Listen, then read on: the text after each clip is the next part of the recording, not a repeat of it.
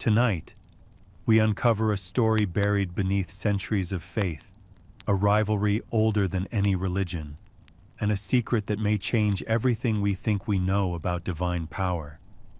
They say the walls of Rome hold every secret, but some are buried far deeper. You descend a spiral of marble steps beneath St. Peter's Basilica, your footsteps softened by dust that might once have been powdered bone. The air is thick, perfumed faintly with incense and damp earth.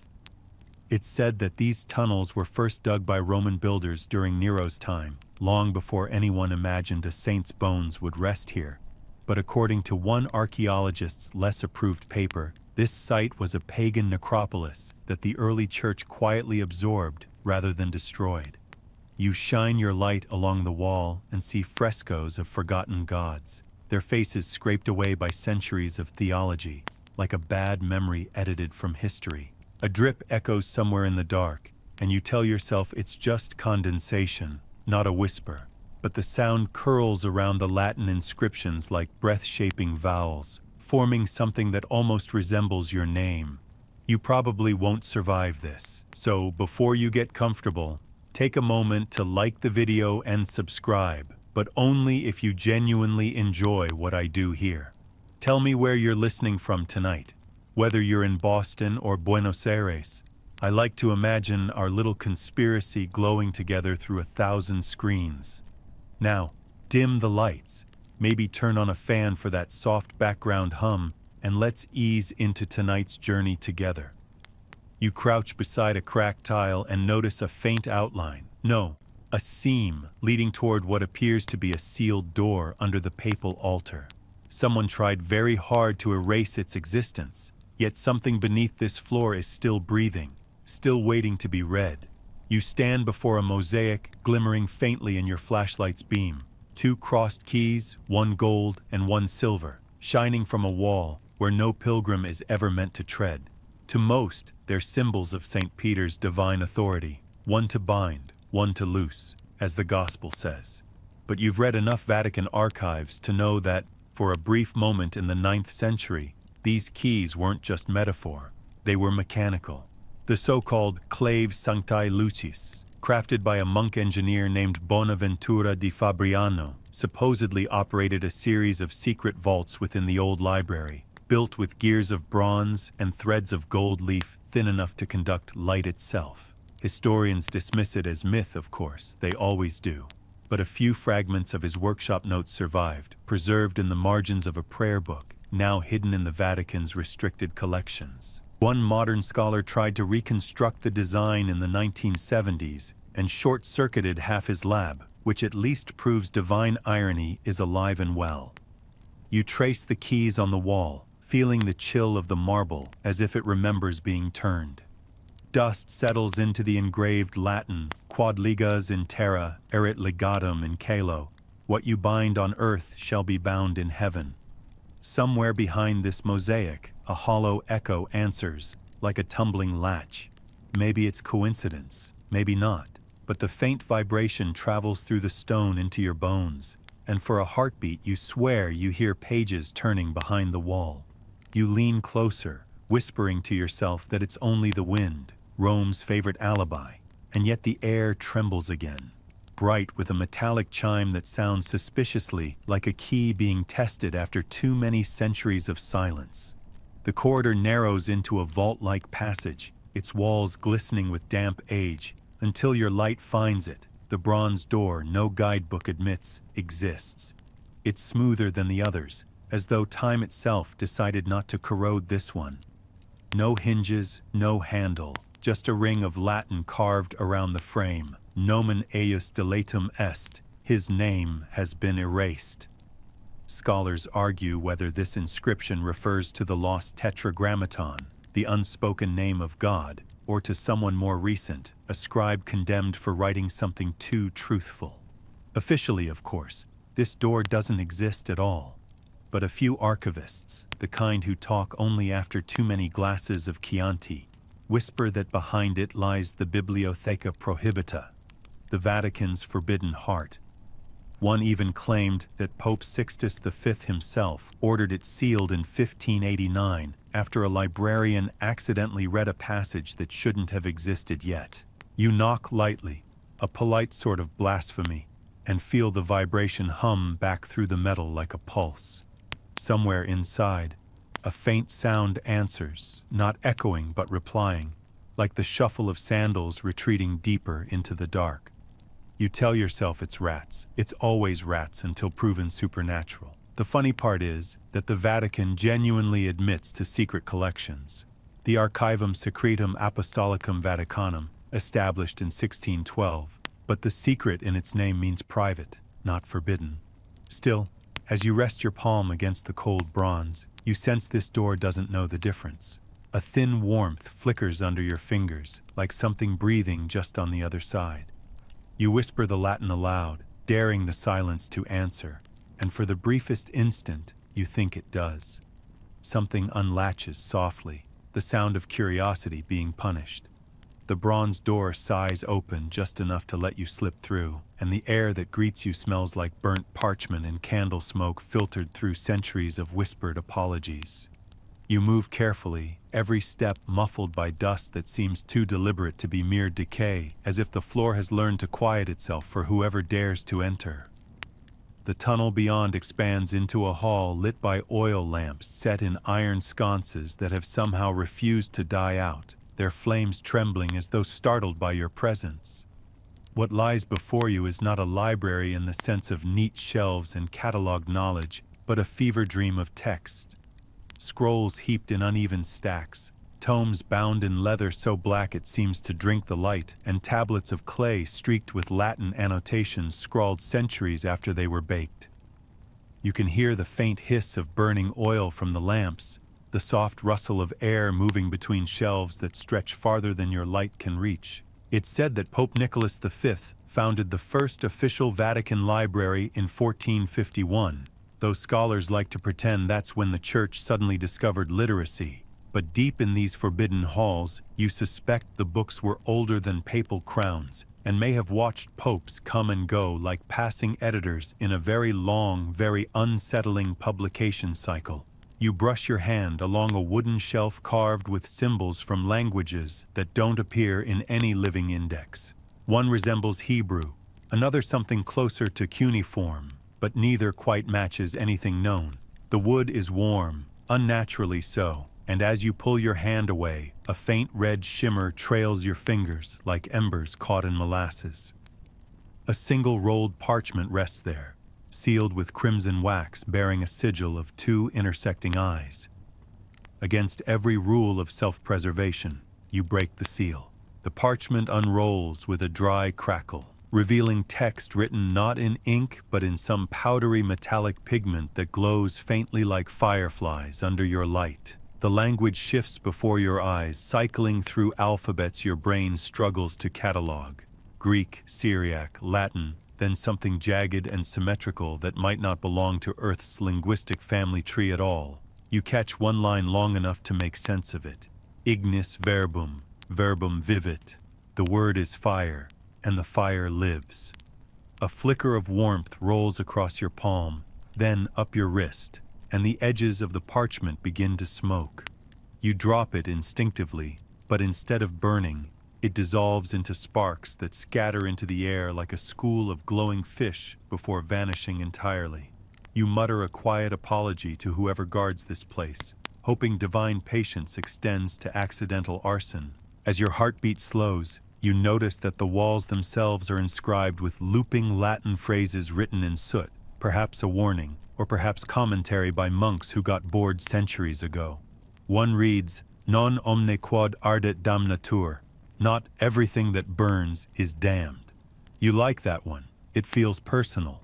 There's a story that during the Renaissance, church scholars secretly collected banned works of alchemy, storing them not to destroy but to understand what they condemned. A few historians even claim that Cardinal Bessariion's private archive once included copies of Hermes Trismegistus's texts, annotated by Thomas Aquinas himself, though no proof survives except a footnote that keeps vanishing from modern reprints, which is the academic equivalent of a ghost story. You can picture those monks hunched over their candles, scratching notes about transmutation and divine geometry while pretending they were writing harmless theological treatises. The irony of faith employing science to outlaw science is almost too human to be heretical. You step deeper, guided by a faint hum, not electrical, not musical, but harmonic, as if the manuscripts are sighing in unison. The shelves curve inward, forming a circle around a marble pedestal etched with concentric spirals, and at its center lies a manuscript bound in iron clasps, its spine thick enough to double as defensive architecture. When you touch it, the clasps uncoil like mechanical vines. The cover is made of tanned vellum, smooth and warm as living skin, and beneath it the text begins not with Genesis or Matthew, but with a drawing, a man surrounded by fire, his arms outstretched toward the heavens, while tiny figures kneel below, their faces erased. Beneath the image, a title reads, Liber Ignium Spiritus Dei, the Book of the Fires of God. You read the first line aloud because of course you do, and the lamp nearest to you flares so suddenly that you flinch. The air tastes of iron and incense, and in the glow you notice the ink itself rising slightly from the page, forming microscopic ridges like braille for angels. It's beautiful in the way dangerous things often are. The text recounts, in trembling Latin, how early theologians tried to reproduce divine miracles by controlling elemental fire, an attempt at literal inspiration, the breath of God translated into combustion. The mainstream historical fact, the one even the Vatican admits, is that alchemy in the Middle Ages often intertwined with theology. Roger Bacon, Albertus Magnus, and even some Dominicans studied transformation not as sin, but as metaphor for spiritual purification. The quirky tidbit that no one likes to print in textbooks is that a monk in 1269 accidentally discovered gunpowder while trying to distill holy flame and immediately used it to light church candles from a distance, the first recorded instance of pyrotechnic convenience. The open scholarly debate is whether the Church truly sought to suppress such experiments or quietly sponsored them to understand the mechanics of divine creation. Most modern theologians shrug, saying it's complicated, which is Latin for don't quote me. You imagine a procession of scribes through the centuries, some trembling, some smirking, all trying to balance faith and curiosity like a candle in wind. The manuscript before you pulses faintly as if acknowledging your thoughts, and for a moment you catch a whiff of something impossible. Ozone, fresh ink, and burning cedar all at once. You realize with slow horror that the pages are not static. They're rewriting themselves, the text morphing, as if updating to reflect the reader's awareness. Lines vanish, replaced by new ones, as though the book is editing itself to keep pace with your comprehension. A phrase materializes, scriptor legiter sicut scriptum scribit. The writer is read as he writes. You blink, and suddenly the letters rearrange again into something more personal. Telegimus, peregrine. We are reading you, traveler. That's about when your flashlight flickers. The shadows stretch higher, swallowing the ceiling, and you sense movement above, the flutter of pages turning in unison, like wings made of parchment. The air grows warmer, shimmering with a dull orange light emanating not from the lamps, but from the ink itself, as if every letter is an ember. You remind yourself this is probably a hallucination caused by low oxygen and too much internet archaeology. But even sarcasm feels small here.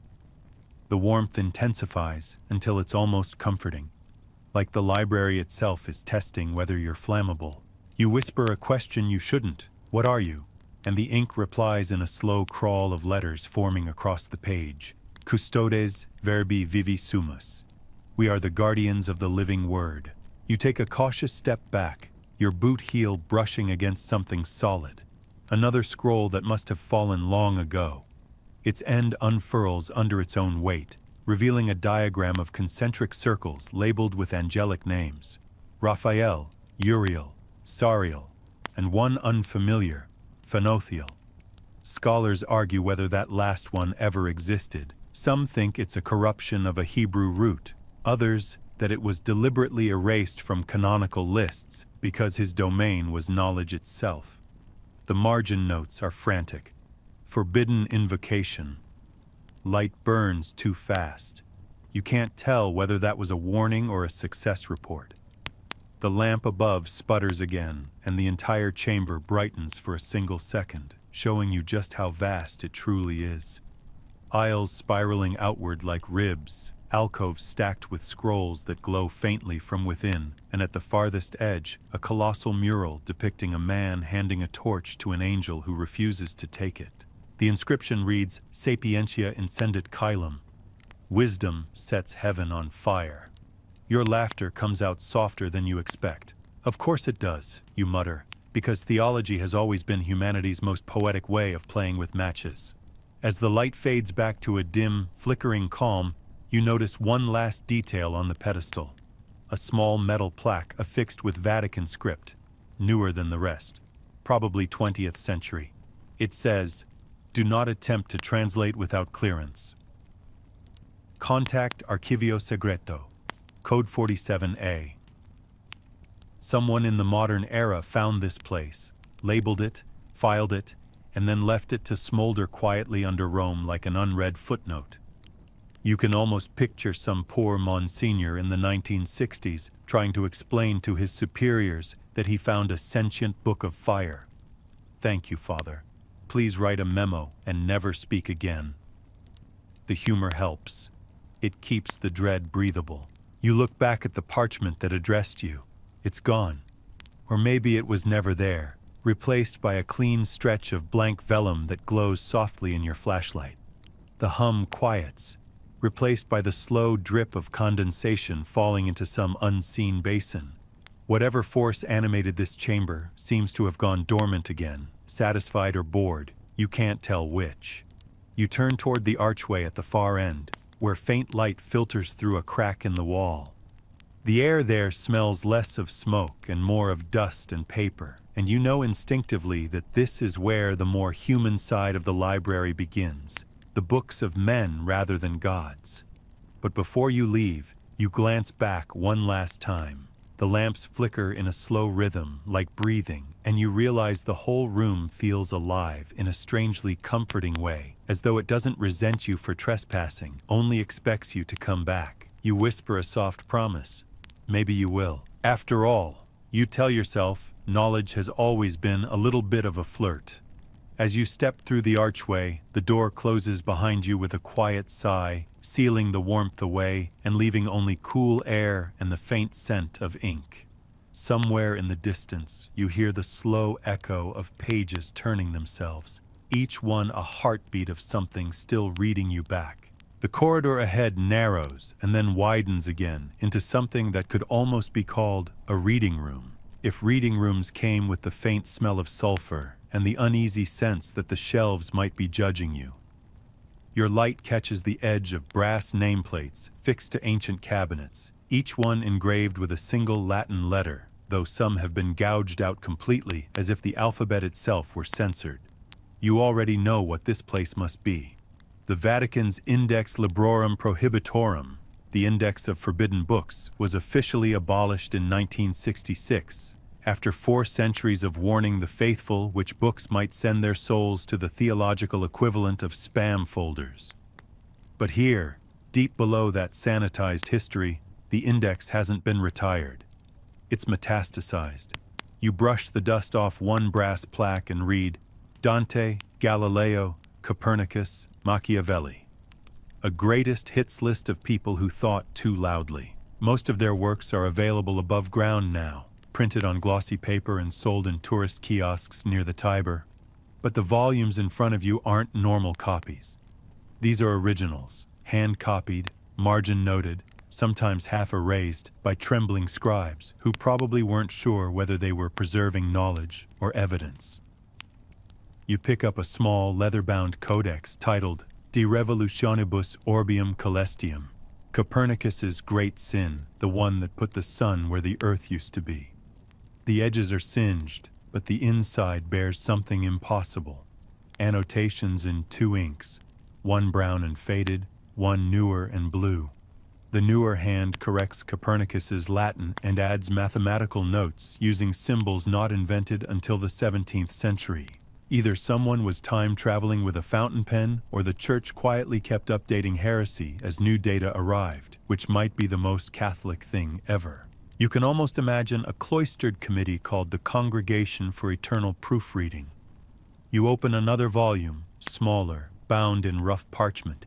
Its title, Malleus Maleficarum, The Witch Hammer.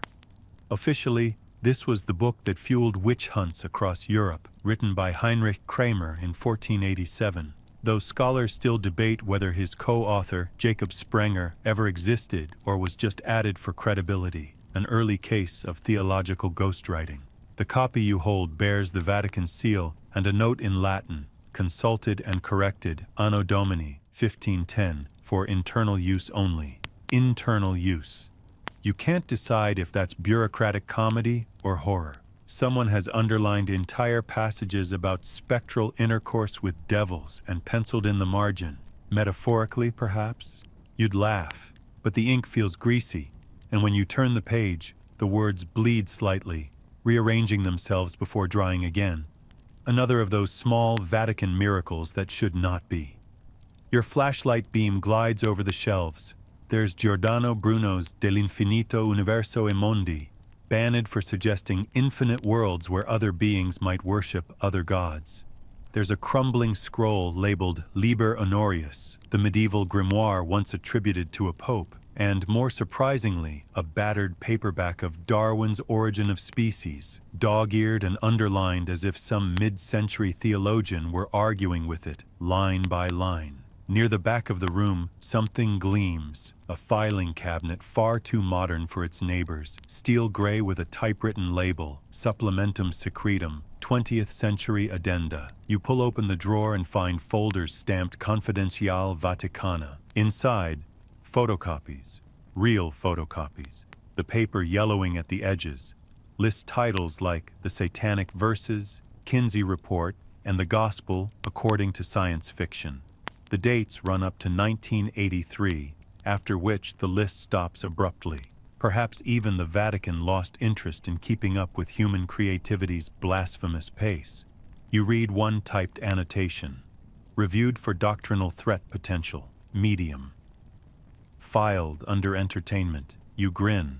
The Holy See apparently had a sense of humor about pulp novels. But beneath those folders lies something older. A book that doesn't fit. It's wrapped in silk, sealed with twine, and labeled only with a sigil that resembles a serpent biting its own tail. When you untie it, the air cools noticeably. The title page reads, Index Expurgatorius, Annexum Infernalis. The handwriting is sharp and deliberate, probably 16th century, the same era when the official index first appeared in print. This one, though, doesn't list earthly authors. Instead, the entries are single words, Azazel, Baphomet, Belial, Phanothiel. You recognize the last name from the Scroll of Fire earlier. The annotations are chillingly administrative. Author banned. Text destroyed. Memory retained under guardian oath. The rest of the entries are covered by a reddish smear that looks suspiciously organic. The handwriting trembles as it continues down the page. These names speak when remembered aloud. Do not catalog. You whisper it softly, testing the superstition, and the lamps flicker like they've been eavesdropping. Somewhere in the ceiling, the slow flutter of unseen wings stirs the dust. The walls seem to inhale. You remind yourself that this is an archive, not a chapel, though right now it feels like both. You look again at the shelves and realize something that sends a quiet ripple of unease through you. There are more gaps than books, as if the Vatican didn't just ban texts, it borrowed them. Every empty space bears a faint chalk mark, a date, and a name. Some you recognize, Voltaire, Diderot, Galileo, but others are newer, disturbingly recent. Aldous Huxley, 1962. Carl Jung, 1955. Unnamed physicist, 1981.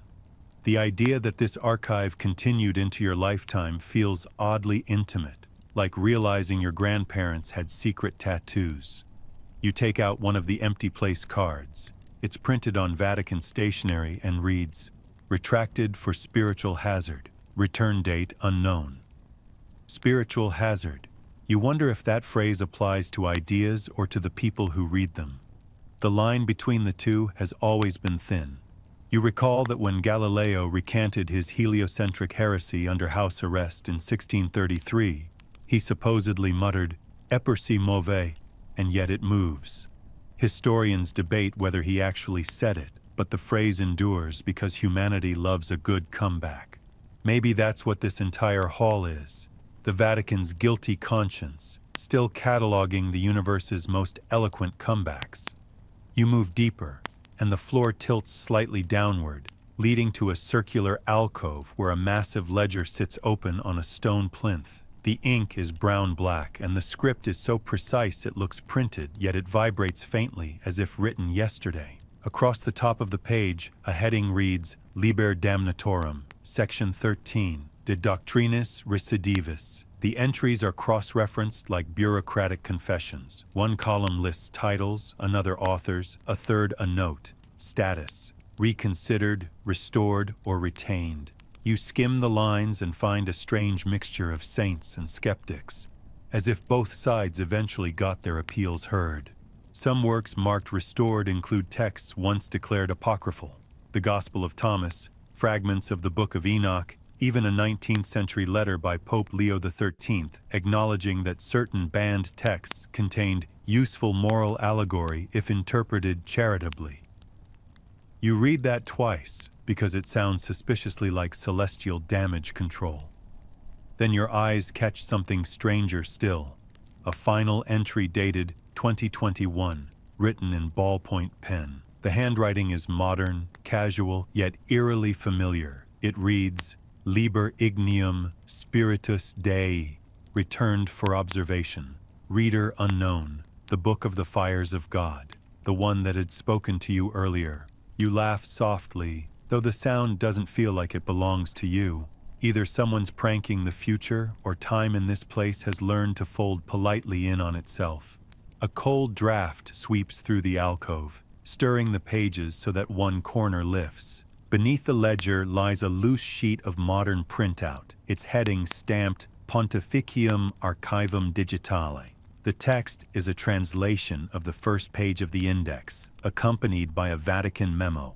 Preserve this list indefinitely. Do not release to public archives. Reason: containment of metatextual recursion. The phrase makes your temples throb. Metatextual recursion. Books aware of their own banning, perhaps? You imagine a book that rewrites itself every time it's condemned, staying 1 foot ahead of censorship, like a saint of the subversive. Maybe that's what the Liber Ignium was doing, editing itself into survival. The irony would be divine. The lamp nearest you dims, and a faint vibration passes through the floor, almost like footsteps but heavier, slower, patient. You glance toward the archway, half expecting the ageless librarian you've heard whispers of to appear, but only shadows move. The sense of being observed grows until you find yourself talking just to break the silence. You still keeping score then? The sound bounces off the shelves and returns softer, distorted. Keeping score. You swallow hard and decide that's echo, not response, though the hairs on your arms disagree. You kneel to look at the base of the ledger plinth and find a small bronze compartment built into the stone.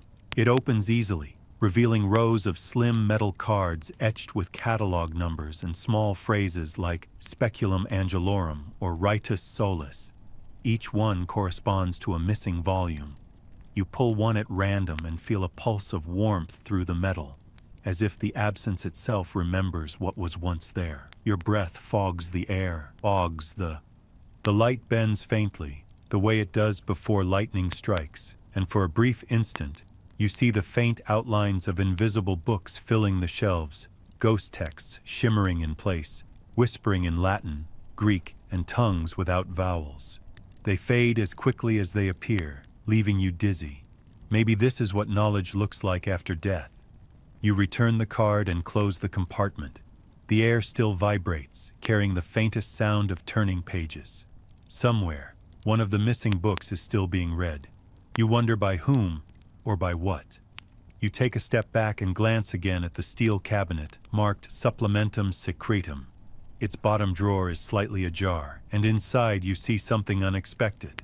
A thin manila envelope stamped Audiovisual Department.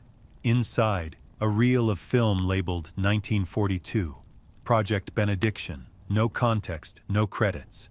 Your curiosity is a lost cause. You hold the reel up to the light and see frames of flickering images, rows of monks sitting before microphones, eyes closed, mouths moving in unison.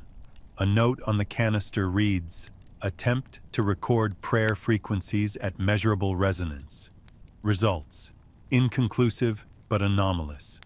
You imagine Vatican engineers analyzing the physics of belief with oscilloscopes, trying to chart the decibel level of salvation. Even the skeptics would envy that kind of dedication. You set the reel down gently, making a mental note that the world's oldest religion may also be its most avant-garde research lab. The lamps brighten slightly, as if amused. You glance back at the shelves one final time, tracing the carved letters of a plaque near the archway. Qui legit, orat. He who reads, prays. You smile at the thought. Maybe that's the Vatican's most honest secret. Reading is just another kind of worship, even when it's forbidden. The thought comforts you enough to start walking again, the heavy silence following like a curious dog. Behind you, a single page turns itself, the dry sound sharp and deliberate, as if the library has just added your name to the index for safekeeping.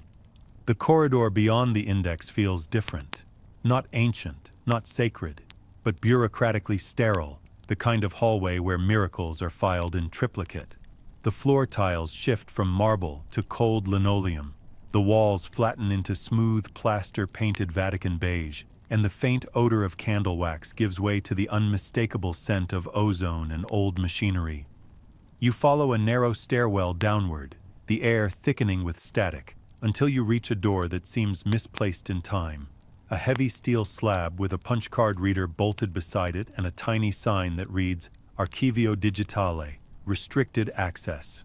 The irony of a medieval empire mastering mid-century data storage is not lost on you. You push the door and it opens into a cavernous room humming with the mechanical sighs of reel-to-reel machines, their spools slowly rotating like halos made of celluloid. Rows of filing cabinets stand shoulder to shoulder with oscilloscopes, tape decks, and glowing vacuum tubes. The light here is soft and greenish, the kind that used to make laboratories feel like the future before computers ruined optimism. A sign overhead, hand-painted in Latin, reads, Servus Verbi Dei in circuitibus luminis, the Word of God in circuits of light. Someone, somewhere, thought the divine could be archived on film. You step closer to one of the machines, the reels labeled with neat handwriting. Angelus, Class A to C, Test Sequence, Audio Log 1959. You thread the film through a nearby viewer and crank the handle, expecting microfilm documents or perhaps handwritten letters. Instead, the projection flickers to life against a yellowed wall, showing a series of still frames. Silhouettes of men in cassocks sitting before microphones, their mouths open mid-prayer. Every few frames the image distorts, light bending around their heads, faces elongating as if captured through heat shimmer. The audio track crackles faintly through an old speaker, low humming punctuated by bursts of higher tones, a chorus of vowel sounds that seem to harmonize in impossible frequencies. You recognize one of the hymns, Sanctus, Sanctus, Sanctus, but beneath it rides another voice, something metallic, synchronized but not human, like an old computer learning Gregorian chant. The official church narrative would call this blasphemy, but here in the basement, it's labeled research. On the table beside the projector lies a stack of carbon copy reports stamped Confidentiale Vaticana, Divisione ex Angela Logica. You pick one up and start reading. The first line makes your pulse slow. Experiment benediction. Objective. Measure resonance phenomena during mass prayer. Hypothesis. Collective faith generates harmonic frequency aligning with theoretical angelic spectrum. Someone in 1942 decided that angels could be detected like radio signals. It's the kind of idea that only happens when theology and physics share a coffee break. The next page lists results. Subject choir emitted consistent 432 Hz tone. Subsequent analysis revealed non-random interference patterns resembling linguistic cadence. You laugh under your breath. The frequency of love and harmony, they call it in New Age circles, except these monks were beating them to it by decades. A marginal note in pencil reads, pattern repeated during simultaneous prayer in Krakow, Lisbon, and São Paulo. Transmission confirmed. You glance up from the page toward the reels spinning lazily, wondering if these tapes captured not just prayers, but replies. The hum in the room seems to pulse along with your heartbeat. You move toward a far wall where metal shelves hold hundreds of labeled canisters. Project Ophanim, Choir E, seraphic code samples, frequency cross-test, classified. The dates run from 1939 to 1971, after which everything abruptly stops. One canister lies half open, its tape curling out like a black ribbon. You pick it up, thread it into a nearby player, and press the switch. The machine wakes with a wheeze. For several seconds there's only static, then a faint choral note, low and droning, followed by a burst of whispered Latin too quick to parse. Then, behind it, something unmistakable. Wings. Not the poetic kind. The sound of real mass moving through air, a deep, leathery flutter that fills the room with vibration. You freeze, leaning closer to the speaker. The recording cuts to silence, then resumes with a male voice, trembling but professional. Experiment record. Vatican Divisione, X, May 17, 1943. Subject audio anomaly labeled Angelus Mechanicus, captured during synchronized mass. Analysis pending. Caution advised. Frequency induces vertigo in listeners exceeding 1 minute of exposure. The tape stops itself, unspooling slightly, as though unwilling to continue. You take a slow breath, realizing the hum you've been hearing isn't entirely mechanical. It's the same tone, faint but omnipresent, vibrating through the floor. The machines around you are still running. You move toward the back of the hall, where newer equipment gleams under a film of dust. IBM punch card systems, early real computers, even a teletype terminal with Latin inscriptions on its keys. A handwritten note taped above reads, Experiment Gabriel, Prototype Interface. The terminal hums faintly as you approach. You tap a key, and words begin to appear on the small screen. Salve, Lector. Codex Angelorum Inquiris? Greetings, reader. Do you seek the Code of Angels? You glance around, half expecting a prank, but the machine predates irony. You type hesitantly, yes. The reply comes instantly. Input not authorized. Clearance level. Choir Principalis. Override? You can't help yourself. You type override. The cursor blinks once, twice, then the screen fills with cascading text in Latin mixed with binary, lines streaming faster than you can read. Et vidi verbum factum lumen, 010011101, et lumen factum caro. And I saw the word made light, and the light made flesh. The machine emits a low beep, and one of the nearby reels starts spinning by itself, projecting images on the wall. Diagrams of angelic hierarchies overlaid with electronic schematics, circuit boards shaped like seraph wings, flowcharts connecting divine choirs to magnetic field maps. The implication hits you. They were trying to build angels, not statues, not metaphors, literal constructs of coded light and sound, based on theological acoustics and electromagnetic resonance. The project's goal, scrawled across a blackboard in a photograph, reads, Manifestatio Divina per Technologiam, divine manifestation through technology. You recall that mainstream historians admit the Vatican experimented with early computing through the Centro Studi per l'Automazione in the 1950s. What they never mention is that the funding came directly from the Congregation for the Doctrine of the Faith, the Inquisition's modern descendant. A fringe rumor in academic circles once suggested that Pius XII approved a project to encode biblical texts into waveforms for transmission to the heavens.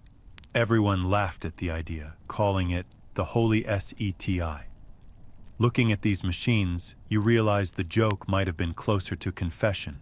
You step closer to the projected diagrams, tracing a pattern shaped like a halo with radial spokes labeled thrones, dominions, powers. Each node corresponds to a sound frequency, each line annotated with voltage readings. It's a blueprint for divine architecture. Your fingers brush the wall, and static snaps across your skin. The air smells faintly of ozone again. For a fleeting second, you see the outline of a figure in the light, tall, winged, not solid but made of shifting film grain, its face blank except for 2 pinpoints of brilliance where eyes should be. Then the projector sputters and the image vanishes. The teletype clatters once more. System integrity compromised. Reader proximity detected. Session terminated. You exhale slowly, convincing yourself it's just an automatic script left looping for decades, yet part of you knows better. A drawer slides open nearby with a metallic groan. Inside lie microfilm reels neatly labeled in Latin, Angeli Lacuti, 1944 to 1945, transcripts. You feed one into the viewer. Instead of documents, you see columns of binary code interspersed with lines of prayer. Hail Marys alternating with ones and zeros. Between the lines, handwritten notes translate the data. Transmission received 27th March 1945. Unknown origin. Repeated phrase, no late timer, do not be afraid. The phrase repeats across multiple frames until the final note. Signal ceased, 0400 hours, reappeared in Moscow channel. Classified anomaly. You sit back, half laughing, half unnerved. Angels transmitting over Soviet frequencies. If heaven had a sense of humor, this would be it. The hum deepens suddenly, a vibration through your ribs. One of the reel decks begins to smoke. You pull the plug instinctively, and the sound dies with a hiss. The silence that follows feels wrong, too absolute, like the room is holding its breath. Then, from a speaker across the hall, a single note plays, pure, steady, impossible. It's the same tone from the recording, but this time you feel it rather than hear it. The shelves tremble. The microfilm reels vibrate in their cases. Light flickers along the walls in rippling waves, forming patterns that almost resemble wings unfurling. You whisper, "Stop," and the sound collapses. The light drains away, leaving only the dim glow of the emergency bulbs. Somewhere in the dark, a fuse box clicks back to life. You steady your breathing and glance again at the terminal screen, now blank except for a single new line. Transmissio completa. Data transferred to active file. Active file, meaning the system just sent something, somewhere. Perhaps to the upper archives, perhaps to whoever or whatever still monitors this experiment. You decide you've contributed enough to ecclesiastical science for one night. As you turn to leave, your flashlight beam glances off a glass cabinet near the door. Inside, under a layer of dust, rests a polished brass plaque engraved in 3 languages, Latin, Italian, and English. The English line reads, "Dedicated to the memory of those who sought to measure faith." Beneath it, someone has added in pencil, "And to those who found faith measuring them back." You chuckle softly, the sound barely audible over the faint, returning hum of the machines. The old reels begin to spin again, this time slower, gentler, like a lullaby made of light. The projection on the wall flickers once more, just abstract static now, comforting in its meaninglessness. You step into the corridor, closing the steel door behind you. The hum continues on the other side, steady as prayer, fading as you climb the stairs.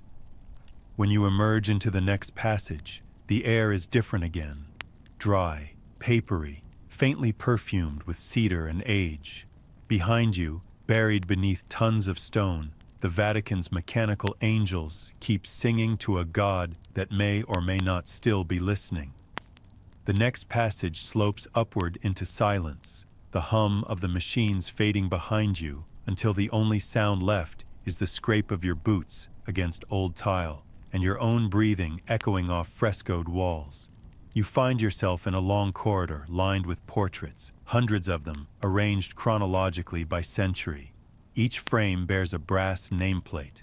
Custos Librorum Sacrorum, guardian of the sacred books. Most of the faces are the sort you'd expect. Tired scholars, solemn monks, papal secretaries with ink stains for souls. But then you notice a detail that prickles your skin. The faces change over time. The robes modernize. The backgrounds shift from parchment to marble to polished wood, yet the eyes remain the same. Same shape, same faint squint, same small mole below the left eyelid. One man, repainted again and again across 600 years. The last portrait, dated 1982, shows him in a dark suit, the collar of a cleric, expression unreadable. The brass plaque below reads only E Vitus, custodian.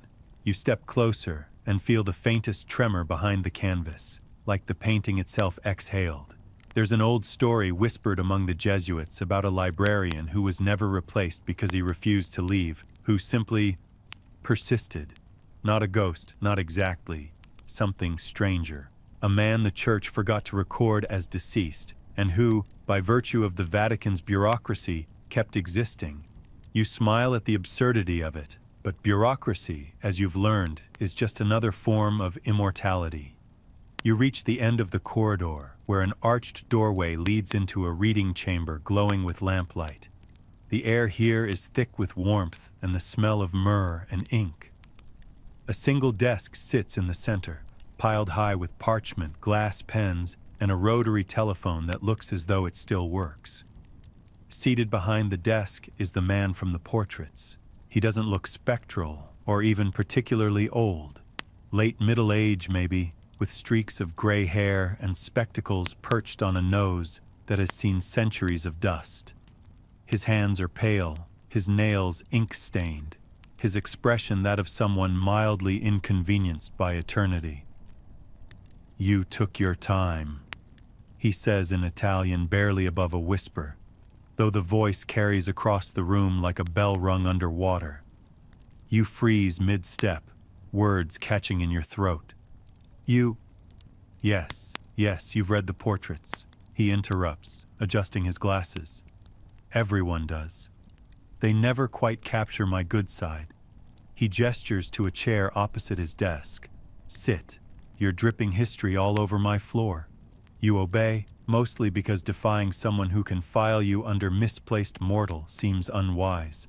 The chair creaks under you, and the table's surface gleams with faint inscriptions that move when you look too long. Names, titles, maybe catalog codes. He notices your glance and smiles faintly.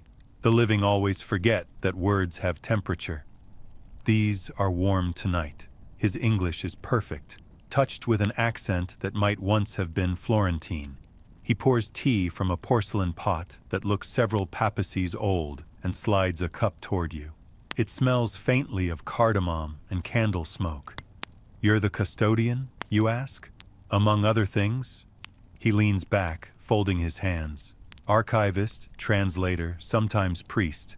Occasionally the last person to read something before it's erased. The lamp's glow catches the fine lines on his face, but they seem drawn in pencil rather than carved by age.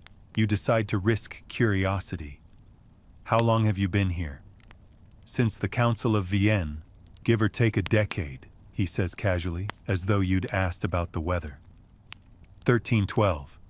Though I was clerical staff back then, I got promoted after everyone else died. You almost laugh, then realize he isn't joking. I mean I was misfiled." Simple as that. He sets down his cup, the china clicking softly. When the Black Death came through, they were very busy above ground. Records got confused. My death was recorded, but my duties were not reassigned. The archives cannot function without a custodian, so here I remain. He shrugs. The paperwork never caught up. Somewhere in the back of your mind, you imagine an angel of death waiting at a Vatican counter, number ticket in hand, growing impatient. "So you just stayed," you whisper. "And no one noticed?" "They notice," he says with a wry smile. "But it's remarkable what people can rationalize if you wear the right vestments. Popes come and go. They see me, assume I'm the new librarian, and move on. Continuity is a virtue here. He stands, walking toward a tall bookshelf that shifts slightly as though acknowledging him. You've already seen the lower archives, haven't you? The fire manuscripts, the index, the mechanical angels. He glances over his shoulder, eyes glinting. You were not supposed to. Story of my life, you mutter. You shouldn't be here. He sounds more resigned than threatening, yet the library permits what it chooses. So, you must serve a purpose. He pulls a thick ledger from the shelf and lays it on the desk. Every visitor receives a page. He opens the book, and to your astonishment, the entries write themselves, ink seeping up through the paper in looping script. You see names, some recognizable, some impossibly old. Beside each is a single Latin word, condemnatus, absolutus, discretus. Judgments, you ask? Outcomes, he replies. The library has opinions. It reads us as we read it. You glance at the next blank line, watching it twitch as if impatient. What happens if the book doesn't like me? It will close. He says it so gently that the implication takes a moment to sink in. You study his face, searching for humanity, but what you find instead is empathy. Tired, boundless empathy, the kind you only earn after centuries of watching the same mistakes reshelved under new titles. He returns to his seat, steepling his fingers. You want to know how I'm still breathing. You nod. The library sustains me, he says. Or perhaps I sustain it. It's not entirely clear anymore. Words don't age, you see. They change spelling, pronunciation, but they remain alive as long as someone remembers them. I was part of that remembering. Over time, the boundaries blurred. He gestures toward a cabinet of drawers, each labeled with centuries. I've lost track of years. I only know that when I leave this room, the world above feels thinner, louder. I step outside and the air forgets me within minutes. He pauses, gaze softening. Once I stood in St. Peter's Square during the Jubilee of 1950. Thousands of pilgrims, banners, sunlight, and not one shadow fell on me. The way he says it makes you shiver. You ask, does it hurt? Only when I try to sleep, he answers with a faint smile. Dreams require endings. He pours himself more tea, then begins to speak almost absently, as though reciting from memory. Do you know the mainstream theory of the archivum secretum? That it was simply the private record of the Holy See locked away for convenience. But there's another view, one I happen to prefer. He leans closer, voice softening. The library isn't just a vault. It's a conscience. Every time the church buried knowledge, it had to store the guilt somewhere. These halls are where that guilt went to live. You think of the fire scrolls, the index, the mechanical angels, all forms of curiosity quarantined. So it's alive, you murmur. Naturally. Anything built on faith must be. He chuckles quietly. Why do you think it hums? You sip your tea, trying to absorb the enormity of it all. The librarian studies you as if cataloging your thoughts. You've seen too much already, he says finally. The question is whether the library will let you leave. And if it doesn't? He lifts a small bronze key from around his neck, dangling it between two fingers. Then you'll learn the other meaning of eternity. The lamp flickers. You notice the key has two teeth, one bright gold, one dull iron, like the crossed keys of St. Peter. What does it open? Nothing, he says. Or everything, depends who's asking. He places it on the table. Most who come here want knowledge. A few seek absolution. I think you just want to understand why anyone hides truth. You nod before realizing you've answered a question he didn't quite ask. Good, he murmurs. That means the library isn't finished with you yet. He rises and gestures for you to follow. You trail him through a side door into a narrow hallway lined with filing drawers that stretch endlessly upward. Each is labeled with a human name and a year of death. Every author who ever wrote something they shouldn't, he explains. Their words come here eventually, even if their bodies don't. He slides open one drawer at random and removes a thin strip of parchment. On it is a single sentence written in Italian. La verità è il più misericordioso dei peccati. The truth is the most merciful sin. He replaces it carefully. Even now, the library still collects. You glance at the endless drawers. Who decides what belongs here? No one, he says. Or perhaps everyone. Sometimes the words simply appear. The same way you did, you follow him deeper, past drawers labeled with names you recognize from history textbooks. Giordano Bruno, Hypatia, even anonymous graffiti from Pompeii, and realize this place is less archive than afterlife for language. The air hums with faint whispers, overlapping languages murmuring at once. They talk to each other? You ask. Occasionally, he replies. Mostly about punctuation. You laugh despite yourself. You've been here too long, you say. Undoubtedly, he agrees. But then again, eternity makes for excellent reference material. He stops before a heavy door carved with swirling Latin verses. This, he says, is where we keep the unfinished. The door opens on its own, revealing a circular chamber filled with stacks of blank books. Their covers are plain, their pages untouched, yet they emit a faint glow, as if waiting.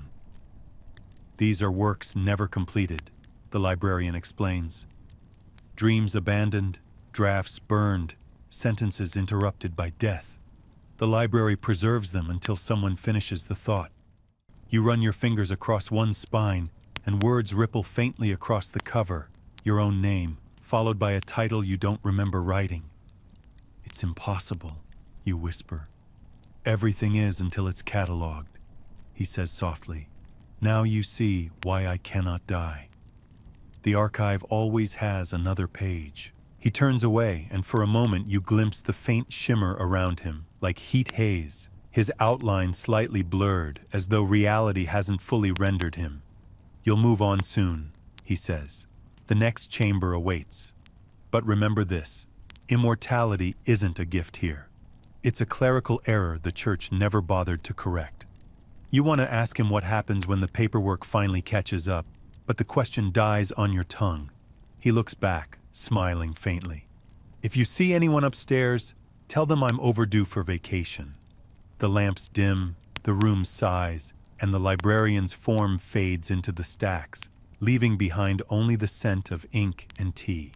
You stand alone among unfinished books, feeling the weight of every unspoken word pressing gently against your chest. Then, from somewhere deep within the shelves, a voice barely louder than breath whispers, "Keep reading." And the pages around you rustle in approval, as if the library itself has turned another leaf. You leave the chamber of unfinished books behind and walk into a corridor where the ceiling arches so high it disappears into darkness, like a cathedral stretched past reason. The air feels heavier here, perfumed with wax, cedar, and the faint mineral tang of limestone dust. The passage opens into a grand hall unlike any other you've seen. Enormous drafting tables arranged in concentric circles, each stacked with scrolls, quills, and diagrams so precise they could have been drawn by angels with engineering degrees. The first thing you notice is that this isn't a library, it's a workshop. Brass rulers gleam under the light of hanging lamps. Parchments are pinned in layers, sketches overlapping sketches like geological strata of obsession. You step closer and realize what you're looking at. Architectural blueprints, drafted meticulously in Latin and Greek, labeled Paradisi Structura Prima, the blueprints of Eden. You trace the ink lines with trembling fingers. Rivers converge into geometric intersections. Trees positioned according to ratios known to Renaissance architects, but somehow much older. Each corner bears the signature of different hands, some human, others marked only with strange sigils resembling eyes, suns, or wings. On one sheet, written in the margin in faded brown ink, a note reads, "The garden was not planted, it was constructed. Your breath catches." The mainstream historical fact is that during the early Renaissance, the Vatican employed teams of architects to rebuild parts of Rome according to divine proportion, the Quadratura Divina, an attempt to mirror celestial geometry on earth. Bramante, Michelangelo, Bernini, all steeped in sacred mathematics. But these drawings, predate them by centuries. Another parchment labeled Codex Genesis Mechanica shows a cross-section of a dome structure divided into 4 quadrants labeled Lux, Aqua, Flamma, Terra. The central chamber is titled Punctum Originis, Point of Origin. Someone has scrawled below, prototype failed, subject expelled. You feel a chill and almost laugh, because apparently even Paradise had a beta version. A faint ticking sound interrupts your thoughts. You turn to see a pendulum clock mounted to the wall, its mechanism of exposed brass gears gleaming faintly. It shouldn't be running. The air is too still. Yet the pendulum swings with steady rhythm, its motion casting a long shadow that stretches across the table toward you. Beneath it, carved into the base, a single Latin line reads, "Time in the garden does not die. Time does not die in the garden." You can't decide whether that's beautiful or horrifying. You move deeper among the tables. Some bear blueprints of landscapes, forests arranged according to Fibonacci spirals, mountains drawn in symmetrical mirror formations. Others show figures, human silhouettes annotated like anatomical diagrams but labeled with elements: carbon, breath, radiance. It dawns on you that these plans weren't just for gardens but for beings, creations, attempts to reverse engineer life itself. A dusty binder on one table bears the seal of the Congregatio de Propaganda Fide and the year 1623. You open it carefully, revealing Latin text interspersed with Italian notes. Experiments to recreate divine ratio through mechanical proportion. Objective: reproduce sanctified harmony in material form. Caution: risk of inversion, creation without grace. You flip to the next page and find sketches of small machines shaped like flowers with metal petals and glass centers. One diagram shows sunlight passing through crystal lenses to ignite a seed made of mercury and gold leaf. A margin note: test subject emitted light for 7 minutes. Dissolved thereafter. Somewhere between miracle and chemistry, someone tried to rebuild the Genesis myth in a lab coat and cassock. You recall a fringe theory you once read online, that Leonardo da Vinci's Vitruvian Man was based on measurements hidden in early Vatican texts describing the original design of Adam. Most dismissed it as New Age nonsense, but standing here among the papers, you feel the idea hum through the floor. The library's forbidden science isn't about denying God. It's about auditing his blueprints. You pass another table stacked with rolled vellum tied in red ribbon. The top sheet is labeled Speculum Caeli. You unroll it carefully. It's a map of the night sky, but not the sky you know. The constellations are wrong, rearranged into a perfect sphere centered on an axis labeled Hortus Axis Dei. At the map's edge, a note reads, "Position of stars at moment of Eden's ignition." Ignition, not creation. You stare at it until the dots blur. The implication is staggering. Paradise wasn't a place of peace, but a reactor of order, a divine engine calibrated to maintain cosmic symmetry. You whisper, "They built a machine," and the echo comes back from the rafters, slow and approving, as though the room itself agrees. The light flickers. Somewhere in the shadows something stirs, a soft scraping like parchment sliding against parchment. You turn, and one of the blueprints unfurls itself slightly, its edge curling toward you like a beckoning finger. Beneath it lies another drawing, darker ink, labeled Project Sanctum Eden, Michelangelo, 1511. The handwriting is unmistakable, bold, and deliberate. The drawing shows a domed chamber with concentric circles of light descending from a central opening, perfectly mirroring the architecture of the Sistine Chapel. Notes in the margin: Test replication of divine canopy successful. Ceiling to serve as memory of origin. Subject, artist, unaware of full schematic. Your heart thuds. The Sistine Chapel, the ceiling so famously depicting the creation of Adam, wasn't mere art. It was a code, a reconstruction blueprint of the lost garden itself. You recall how the outstretched hands of God and Adam nearly touch, forming the shape of a human brain, a fact modern art historians still debate. Perhaps the resemblance wasn't accidental. Perhaps it was part of the pattern, a symbolic power grid connecting creation and consciousness. You steady yourself on the table. So that's why the ceiling hums, you whisper, half joking, but the joke lands too close to truth. The lamp above you sputters, sending ripples of light across the parchment. For a moment, the inked lines shimmer with hidden depth. Paths unfolding into 3 dimensions, the garden expanding around you in ghostly reconstruction. Trees of glass rise from invisible soil, rivers of light snake between columns of air. You stand in the middle of a hologram drawn centuries before electricity existed. The illusion fades as quickly as it appeared, leaving behind the echo of wind that shouldn't be possible underground. On the far wall hangs a tapestry depicting the archangel Uriel holding a compass over the earth. His other hand points to a scroll unfurled at his feet, covered in geometric figures. A plaque below reads, Dominus Architectus. The Lord is an architect. A small fringe sect in the 17th century believed that the universe was literally constructed according to divine geometry. That creation was a form of sacred architecture, not poetry. They were denounced as heretics and erased from history. Their surviving members supposedly vanished into monasteries that no longer appear on maps. Now you know where they went. You feel movement again. A faint flicker near one of the drafting tables. A shadow detaches from the wall, solidifying into the outline of a man in robes.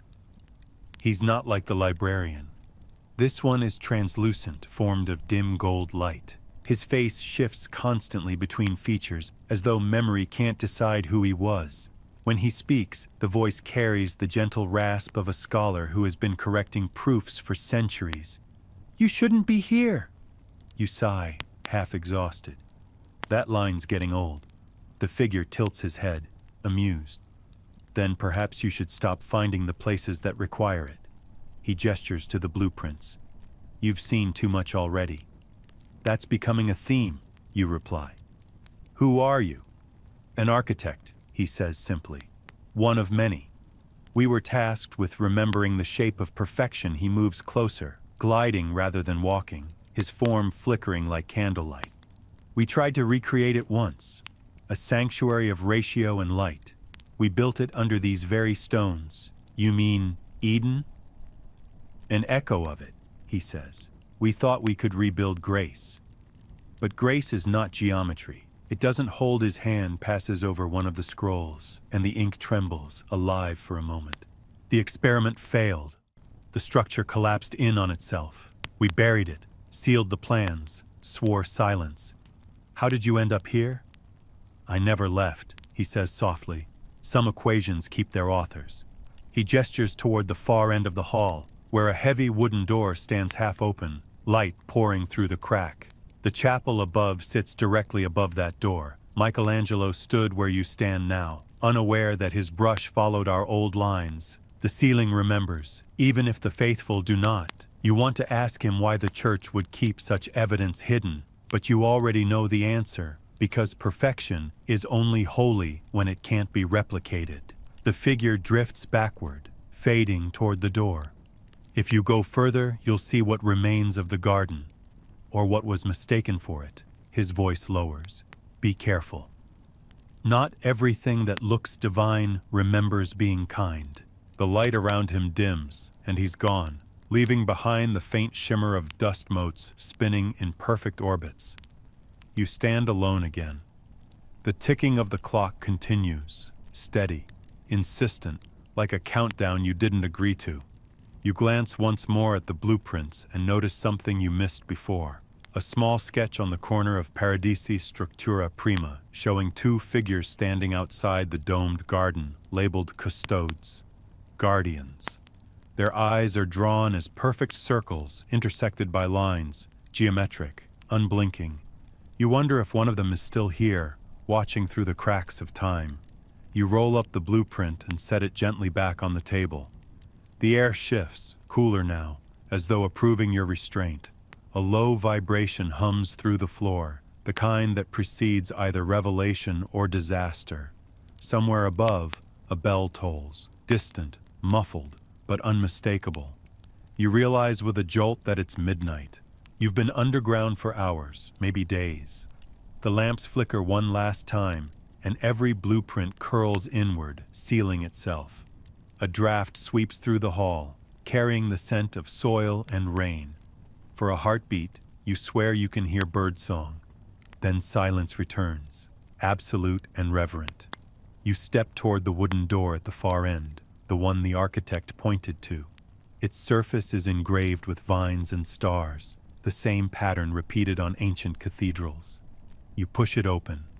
Beyond lies darkness so deep it feels tangible. You hesitate only once before stepping through, whispering to the blueprints behind you, "Maybe next time you'll get it right." The door closes by itself, locking with a click that sounds suspiciously like laughter. The door shuts behind you with a finality that feels ceremonial, and the darkness ahead doesn't so much recede as it rearranges itself into structure. You smell copper, candle wax, and something faintly medicinal, the air sterile yet old, like a hospital that hasn't been touched since the Reformation. The faint golden glow resolves into an octagonal chamber lined with brass instruments, scales, mirrors, glass tubes filled with pale light, and strange devices that look like a marriage between an organ and a seismograph. A plaque above the central apparatus reads, "Project Fiducia, Experimentum Animi." You recognize enough Latin to understand what it means. Experiment in faith. A thin layer of dust coats everything, but the machinery hums faintly, alive with static. On a nearby table rests an open folder stamped Jesuit Research Directorate, 1948. The first page, written in precise inked handwriting, reads, "Objective. Quantify the presence of the soul through measurable displacement at moment of mortal transition." You let out a slow whistle. So the Jesuits tried to weigh the soul, not metaphorically, literally. There's a long history of such attempts. The mainstream historical fact is that in 1907, an American doctor named Duncan McDougall famously claimed the human soul weighed 21 grams, a number skeptics still mock today. But here, decades later, the Church had apparently revisited the idea under the cover of theological experimentation. You scan the page. Method: use of hypersensitive gravimetric balance and electrospiritual sensor array. Control group: 10 volunteers, terminally ill, last rites administered. The next line is underlined twice. Subject 7, anomaly, mass increase, not decrease. You pause, reading that again. Increase. Mass increase recorded at 0.013 kilograms, coinciding with cessation of vital signs. Hypothesis: absorption of external force. Possible inversion event. The phrase inversion event doesn't appear anywhere else in the file, but you know enough Vatican speak to recognize code for "we don't understand and don't want to." You flip the page. Attached photographs show a Jesuit priest in lab coat and cassock standing beside the machine, a large bronze platform beneath a cruciform arch hung with wires and mirrors. The resemblance to both altar and guillotine feels deliberate. Anima chamber, prototype 2. Beneath it, another image shows a faint blur of light above the body of a reclining subject, the exposure catching a streak that looks almost wing-shaped. The note below: observed for 11.2 seconds before vanishing. Temperature drop of 3 degrees Celsius recorded. Subject: Sister Lucia M., age 39. You glance toward the machine at the center of the chamber and realize it's the same one. The brass is tarnished, the mirrors cracked, but the structure remains. You run a finger along the rim of one circular dial and find it warm to the touch. You shouldn't, but you reach for the switch. The hum deepens instantly, a low resonance that makes your teeth ache. The mirrors shudder and begin reflecting light that doesn't exist in the room, pale, soft, rippling like candlelight underwater. Something moves across the surface and you freeze. It's your reflection, but delayed by several seconds. You raise your hand and your mirror self hesitates before following. Then, without warning, its head tilts toward you, just slightly out of sync, like an actor missing their cue. "Don't do that," you whisper to yourself. The reflection smiles faintly, which you absolutely did not. The lights flicker, and suddenly the machine powers down. You step back, pulse racing. The silence afterward feels judgmental. You mutter, "I was just looking," as if the device might report you. On the table beside the control panel lies another folder labeled Subproject Sanctum Corpus, Phase 2. You open it to find dense equations mixed with theological notes. Theory, faith as quantifiable energy, correlation between collective prayer frequency and measurable bioluminescence within subject tissues. In the margin, someone has written, "Miracle defined as observable physics we refuse to publish." You laugh nervously. Another page details follow-up experiments involving holy stimuli, including recitation of psalms and exposure to relics during the measurement process. The results are inconsistent except for one notation. Trial 12, subject exhibited pulse of light coinciding with collective prayer in adjacent chapel. Underlined again, shared resonance achieved. Faith appears transmittable. A scribbled annotation follows. Containment necessary. Test ended prematurely. Subject disappearance unverified. You stare at that last phrase until it starts to lose meaning. Disappearance unverified. That's the church's polite way of saying something went through the roof and we're pretending it didn't. You step around the central apparatus, examining the floor. Scratched into the stone are faint symbols, circles intersected by lines, forming patterns reminiscent of halos or planetary orbits. At the center is a small inscription, Fides ad mensurum, faith by measure. You kneel, tracing the letters. The stone beneath your hand is warm, pulsing faintly like a heartbeat. A small panel on the wall nearby flickers to life, displaying a dim analog gauge. The needle trembles, then spikes, even though the machine is off. You feel it before you hear it, the air tightening, vibrating like before a thunderstorm. The mirrors tremble again, and your reflection reappears. This time, it's not alone. Another figure stands beside it, a woman in a nun's habit, pale and translucent, her hands folded in prayer. She looks peaceful, but when she lifts her head, her eyes glow faintly blue, and her lips move. You can't hear words, only static. Then, faintly, through the hum, a whisper, "Believe." The voice isn't frightening, it's soft, pleading, exhausted. You whisper back, "In what?" The reflection tilts its head again, the voice now stronger. "In the experiment." The mirrors flare white. You stumble backward, shielding your eyes. When you lower your arm, the chamber has changed. The brass gleams as if newly polished, the floor unscarred, the instruments active. The air smells of fresh incense and ozone. Around you, men in cassocks bustle, taking notes, adjusting dials. You stand frozen in their midst, unseen. You've stepped into the memory of the experiment itself. A priest near the control panel calls out, "Power stable, reading 0.019 kilograms. Begin prayer sequence." Another replies, "Subject prepared." You follow their gaze to the table beneath the arch. A woman lies there, serene, hands clasped around a crucifix.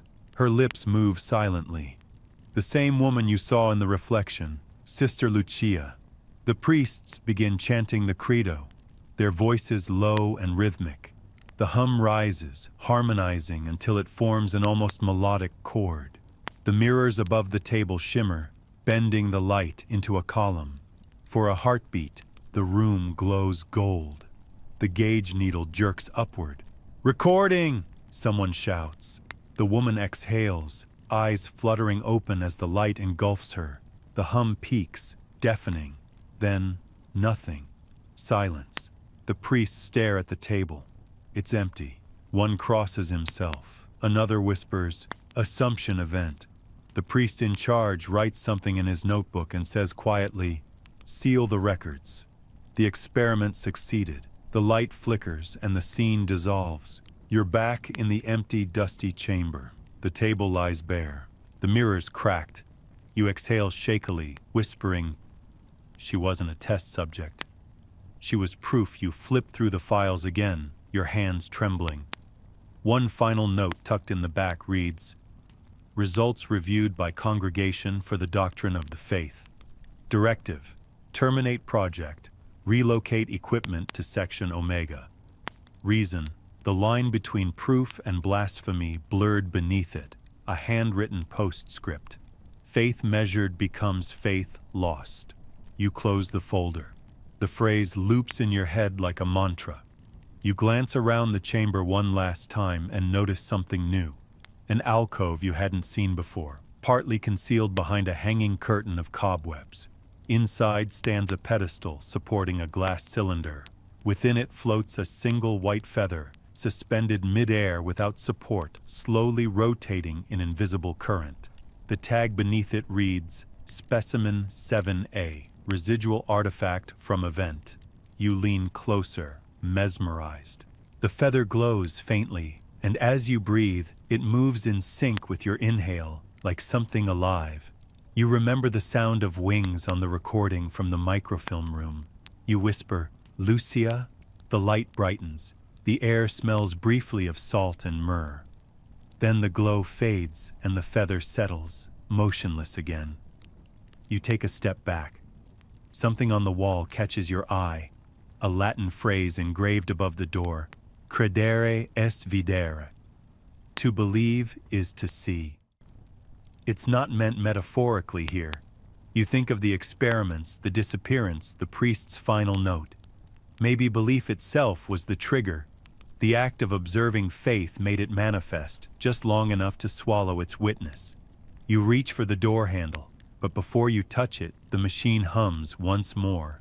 A single pulse, like a heartbeat returning to life. The mirrors tremble. In the glass, your reflection stands perfectly still, but behind it, faintly visible, Sister Lucia smiles. She mouths the word, "Grazie." Then the reflection dissolves. You open the door and step into the corridor, the hum fading behind you like the tail end of a hymn. As you walk, you realize the experiment didn't fail. It was never meant to weigh faith.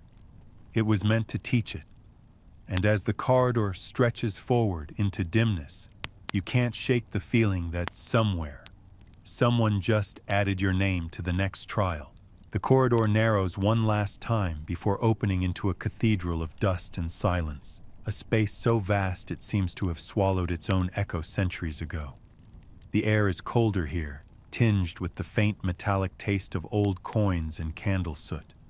Your footsteps fade before they land, muffled by layers of parchment dust that shimmer faintly in the flashlight beam, like snow that remembers fire. Ahead, row upon row of shelves rise into shadow, too tall for any ladder, too many to count, all filled with books whose spines bear no titles, only Roman numerals and embossed sigils. The Vatican may have many libraries, but this is the one that was never built to be read. You feel it immediately. Knowledge here doesn't want an audience. It wants containment. Somewhere in the distance, a low hum vibrates through the floor, the kind of sound you feel in bone rather than ear. You remember the librarian's words, that the archive has opinions, and suddenly you understand what he meant. This isn't storage, it's respiration.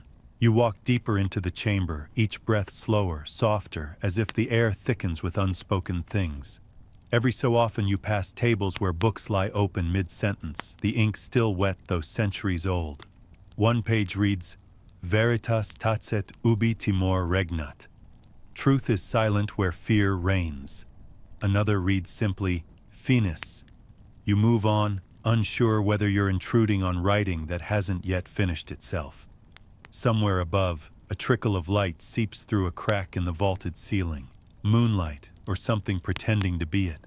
The rays catch the dust, turning it silver. The silence deepens until it becomes almost sound again, a pressure against your temples. You think about all you've seen, the fire manuscripts, the index, the mechanical angels, the librarian who lived past his death, the blueprints of Eden, the experiment that weighed belief itself. Each room felt like a heartbeat of something larger, and now you stand in its brain. The architecture confirms the suspicion. The floor plan forms a spiral, each shelf curving inward toward a central void where no light reaches. A faint warmth emanates from that darkness, pulsing like a slow heartbeat. You follow it, of course you do, because curiosity is just faith's secular cousin.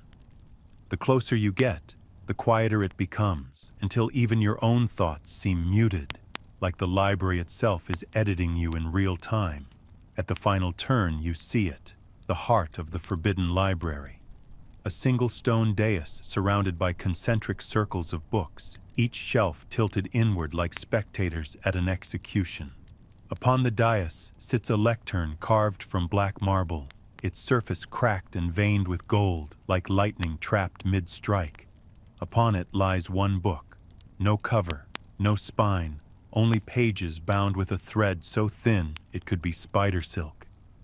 The book is open, but blank. You approach slowly, every instinct screaming that this is what all the other rooms were protecting. You reach out. The air above the page shimmers, distorting the light. Then words begin to appear, not written but forming from the dust itself, floating up in delicate script before settling onto the paper. They write your name first. Then, "You have read enough." You whisper, "I didn't mean to." The letters rearrange. Meaning is irrelevant. Reading is creation. You take a step back, heart pounding. But the text follows your movement, rewriting itself. Every witness becomes author. Every author becomes text.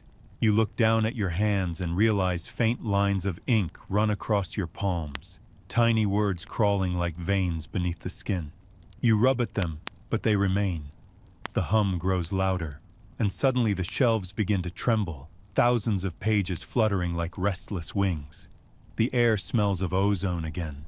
From the darkness above, dust cascades in slow motion, each particle glowing faintly as it falls. You hear whispers, dozens, hundreds, overlapping languages you can't parse but somehow understand. Fragments of prayers, formulas, apologies. One phrase rises clear among them, leger est credere. To read is to believe. The phrase repeats, louder each time, until it becomes a chant. You cover your ears, but the sound is inside your skull now, vibrating your thoughts into alignment with something older than faith itself. The blank book pulses with light. You stagger backward, bumping into one of the circular shelves. Several books topple open around your feet, pages flashing images instead of text. Galileo's telescope pointed not at the stars, but inward toward an eye. Michelangelo sketching the human brain as a cathedral, a reel of film spinning backward until the angelic tone resumes from the microfilm room. Sister Lucia's feather dissolving into white ash, the librarian sipping tea beside an hourglass that never empties. The scenes loop endlessly, like the library replaying itself through you. Then, abruptly, everything stops. Silence returns so fast, it rings. The book before you closes on its own, the silk thread tightening. For a moment, all is still. Then a new voice, not the whispering multitude, not your own conscience, but something vast and weary, fills the space. It was never forbidden, it says. The sound doesn't echo. It exists everywhere at once, inside and outside. The library keeps what humanity cannot carry. Every truth, once spoken, becomes weight. We archive the unbearable. You swallow hard. Who are you? We are what remains when meaning decays, the voice answers. We are silence given structure. You realize the library is speaking, not metaphorically but literally, the same way the fire manuscript wrote itself. the same way the index cataloged sin. You ask, why me? The light brightens around the lectern, revealing faint outlines of figures, readers perhaps, or former trespassers, standing motionless in the shadows. Because you believed enough to look, the voice replies. And belief, as you have learned, is the key. The floor beneath you trembles, not violently but rhythmically, like the slow breathing of something enormous and patient. The shelves sway and dust rises in waves. You glance around at the endless books, wondering how many of them contain stories just like yours. Maybe every reader who reached this place became another entry, their journey written back into the archive as warning or invitation. The voice softens. Do you understand now? You think of the Jesuits weighing faith, the blueprints of Eden, the mechanical angels singing into empty frequencies.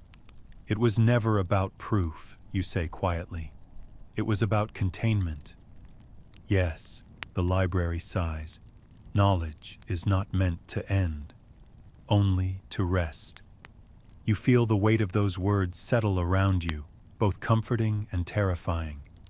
The air shimmers again, and from the central void rises a faint figure of light, the silhouette of Sister Lucia, the same one you saw in the reflection.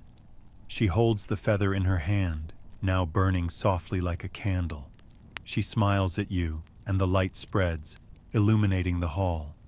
For a moment, you see everything clearly, the architecture forming vast spirals that resemble neural pathways, each shelf a synapse in the mind of something divine. The Vatican didn't just hide knowledge, it built consciousness out of it. The Forbidden Library is alive, not in the poetic sense, but in the literal, breathing, thinking, remembering sense.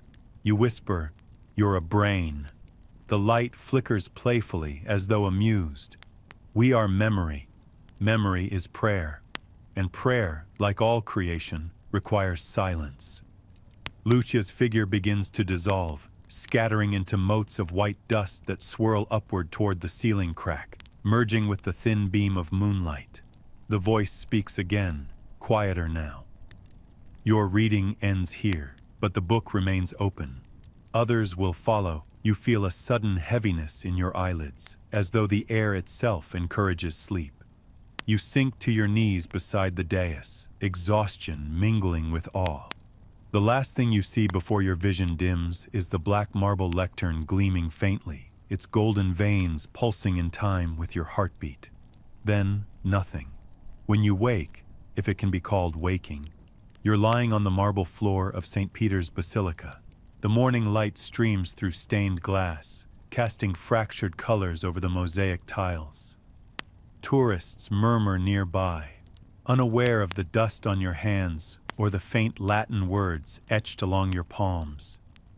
You rise slowly, glancing toward the altar. The floor beneath it looks unchanged, solid, unremarkable.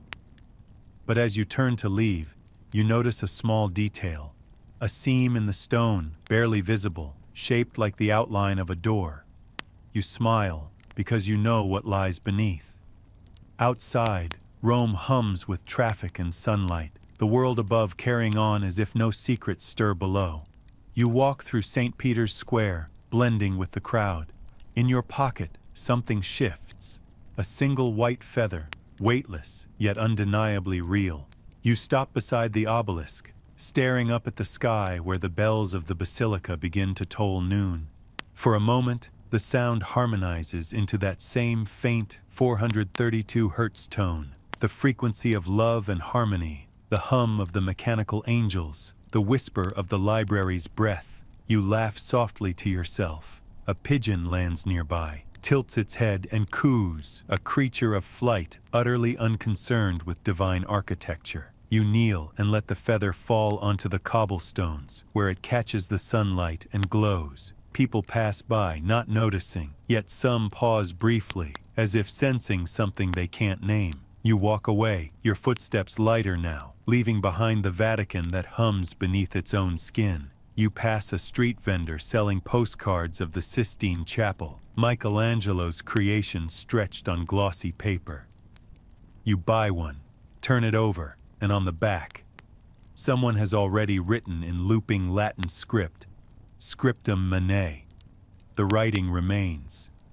You look back once more toward the dome, sunlight gleaming off its crown, and whisper, "Some secrets are merciful."